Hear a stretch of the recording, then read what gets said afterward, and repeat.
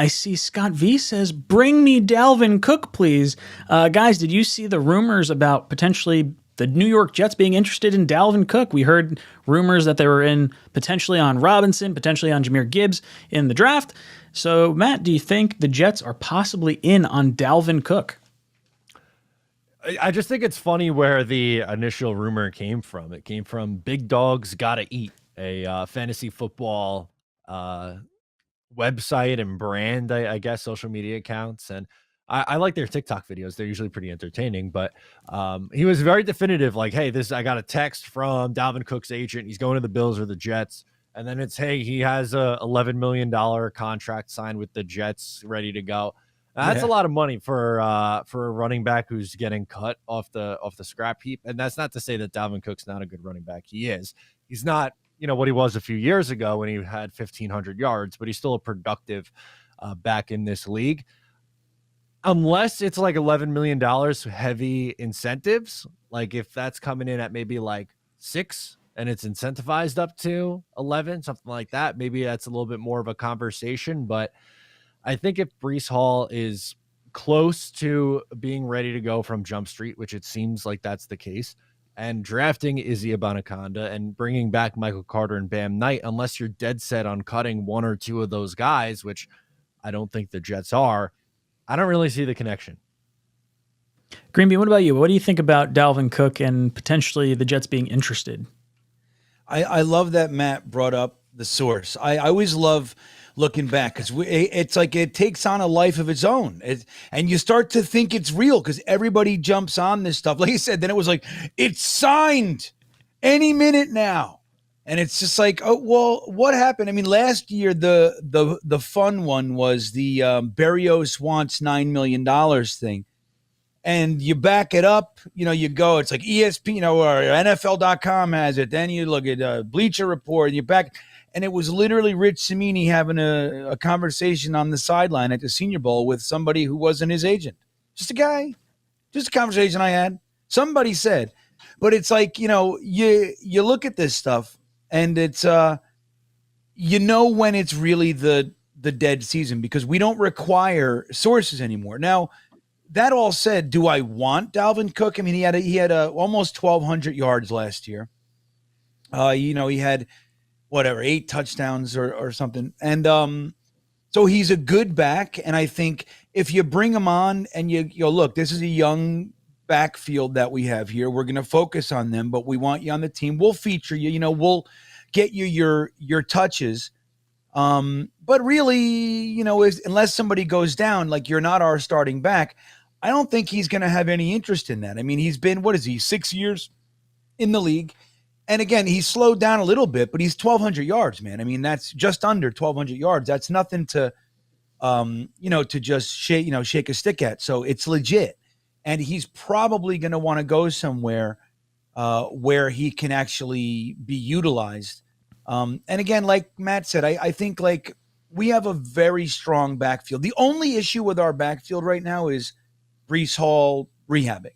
That's it. Other than that, like if he was healthy right now, there would be literally no ability to talk about this unless, like what you said, Ryan, we're cut. I think it was Ryan, maybe it was Matt. Unless we're cutting a few guys, like we don't like Bam Knight anymore. We don't like 𝐒𝐮𝐞𝐫𝐞𝐞. Yeah, we brought him on, but you know what I mean? Like that doesn't make sense to me. It's like we have this young, kind of fresh, exciting backfield, and why are we going to take $11 million or even, $6-7 million and give it to him? Now, if we did, would I be excited? Sure. I mean, and I don't really care about the money anymore. Like I said last week, it seems to me like Joe Douglas doesn't have an issue with finding money. You know what I mean? It's just like, yeah, I mean, we have $25 million now. That's 4 times or 10 times what we had at the beginning of free agency. So it's amazing. It's just, the salary cap is manipulatable. If you want a guy, you can get a guy. If you're going all in, you think he's great. I'm excited. That said, I just don't think it's real. I don't think it's a real thing. I think it's just something for us to excitedly ponder because the D-Hop stuff wore its welcome. Like it just wore out. So next, who's next? 𝐒𝐮𝐞𝐫𝐞𝐞 any minute now. I completely agree with you too. I don't think there's a whole lot to this story. I feel like this is more the Vikings trying to drum up some interest in a trade because they want, there's rumors he might go to the Bills because he wants to play with his brother. He may go to Miami because he's from Florida. And I could see him, I think Miami seems like the most realistic spot for him to end up. And the Jets being interested could create, a little bit of a situation where now the Dolphins might give up that 7th round pick. And I think the Vikings end up saving like $2 million off this year's salary cap if he's traded versus being cut. And I just don't see the Jets being in on it. I think for me, the interesting part of the whole puzzle is if there's any truth to the Jahmyr Gibbs rumors from the draft, then that tells me the Jets are still looking for playmakers. And Dalvin Cook would be one of those playmakers that I would really want here. I think that probably would mean you'd have to get rid of one of Carter or Bam Knight. I'm really hoping for a bounce back year for Michael Carter. I don't want to see him go anywhere. And I liked what we saw out of Bam Knight. So I'm sort of stuck in this situation of I don't really want to add, a $6 or $7 million a year running back. But let's say there's a situation where Breece is not ready to go or he's not what he was last year. I don't know if I'm feeling as warm and fuzzy about this offensive, running game as I would, with a healthy Breece. Matt, any thoughts? If there's any setbacks with Breece, are you still confident in this running back room? In the short term, yes. Actually, let me spin it like this: is Breece available at all the first game of the year? Or are we saying not at all? But let's say he's available, but maybe he's hampered or he's not what we saw last year. He's not full Breece. That's kind of what I'm getting at. Well, that's my expectation anyway for the first month of the year. I think it's going to take him till probably October to look like the Breece Hall we were seeing, at his best last year, which is fine. I don't think you want him off an ACL taking, 20 carries a week right from, week one. I think, I don't know, give him 7 carries. Michael Carter could have another 7. Bam and, Izzy, they, split 6, and that's your split between the 4 guys for the first, 4 weeks of the year or however long it may go. I think you can get by with that for sure. Now, for the entirety of the year, probably not. No. If Breece Hall had a setback to where he could not be featured in the rotation at all, then that's a little bit more concerning and maybe a different conversation. But assuming that Breece is even, remotely involved early on in the year, I think that's more than okay. GreenBean, what about you? Are you still confident, even if we don't get 100% fully, Breece Hall like we got last year? Yeah, I am, man. I think, a lot of our offensive ills came from the fact that we had no real passing presence, right? We saw that. The second half of the year, teams had literally committed to the idea that if they're going to beat us, they're going to beat us on their quarterback's arm. We're taking the running game away. And that was even after Breece Hall went down. They just committed. They were putting 8 in the box. Sometimes you saw 9 in the box, straight up man coverage.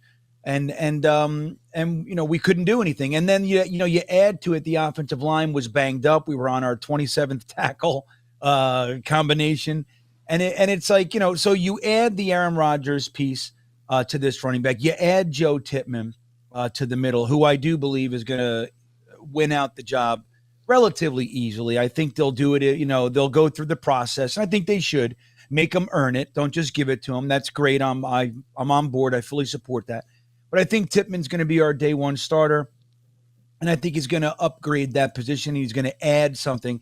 And then again, Aaron Rodgers, the threat of Aaron Rodgers with Garrett Wilson and everybody else, it's going to open it up, man. If they decide, hey, we're going to take away Breece Hall or Michael Carter or whoever, dude, he's going to slice your head off. And you can't do that. He's just going to score every single play. You just can't do it.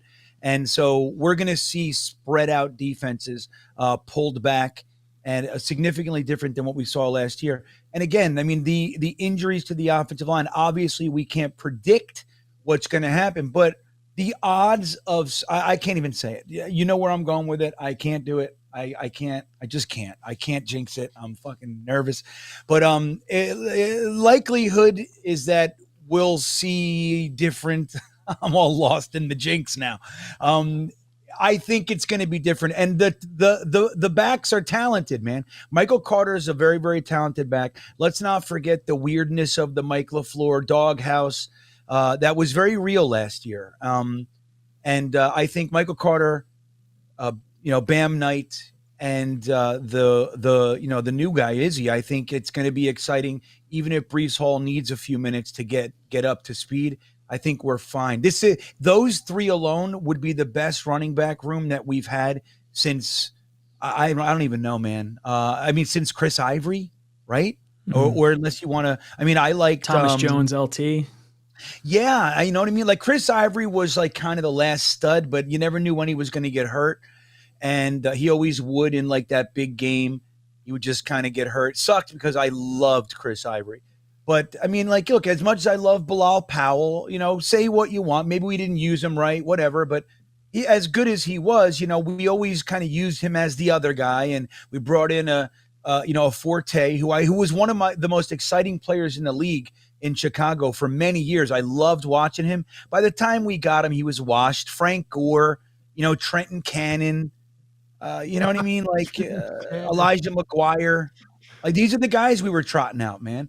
And so those three guys without Breece Hall is still the best running back group that we've had in a long time. And I think adding Aaron Rodgers and the passing game and the tight ends and the Joe Tippmann, I think we're fine, man. I really do.